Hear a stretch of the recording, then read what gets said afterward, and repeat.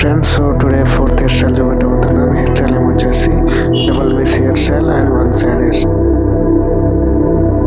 First మనం అయితే middle puff వేయాలి.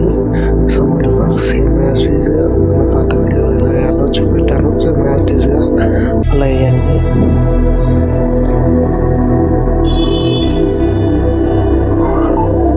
సో తర్వాత వచ్చేసి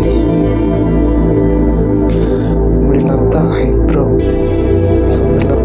నుంచి ఏదో తీసుకోవాలి వన్ సైడ్గా.